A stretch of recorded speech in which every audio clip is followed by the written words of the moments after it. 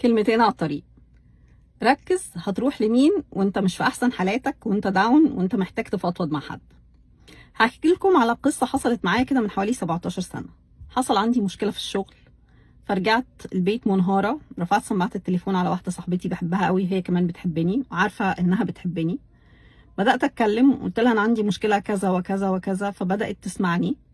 وبعدين بعد ما سمعتني قعدت تقول لي على فكره انت غلطانه، انت عارفه انت مشكلتك ايه، وبدات تنصحني بس نصايح بهجوم. انا عارفه انها كانت بتعمل كده اوت اوف لاف يعني، واوت اوف خوفها عليا. ولكن طريقتها في النصيحه كانت منفره، كانت خلتني اندفع وانزل تاني يوم الصبح اقدم استقالتي. طبعا الواحد كان اصغر سنا، بس يعني ما عرفتش تحتويني. بعدها بسنتين حصل معايا مشكله في الشغل برضو.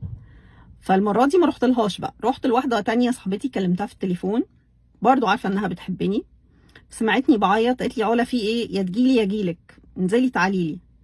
رحت، فتحت الباب، خدتني في حضنها حضن حلو قوي كده. بعدين قالت لي بقول لك ايه، ما تيجي نعمل كيكه.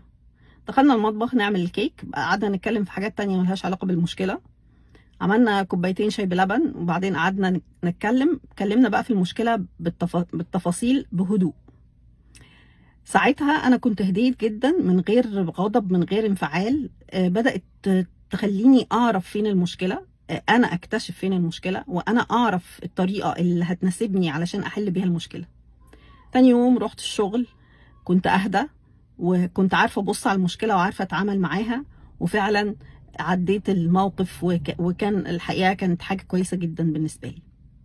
الشاهد من القصه انه حلو قوي ان انت تفضفض مع حد، بس حلو قوي ان انت تختار الحد اللي هتروح تفضفض معاه. مش اي حد يعرف يحتوي، مش اي حد ينفع تحكي له وانت منفعل ويديلك النصيحه، مش اي حد هيعرف يساعدك تدور على فين المشكله. ولو انت حد جايلك علشان يفضفض معاك، بلاش صباع الاتهام. انت عارف انت مشكلتك ايه، انت عارف انت غلطك فين، عشان ده بينرفز على فكرة، مش بيوصلنا في اي حتة.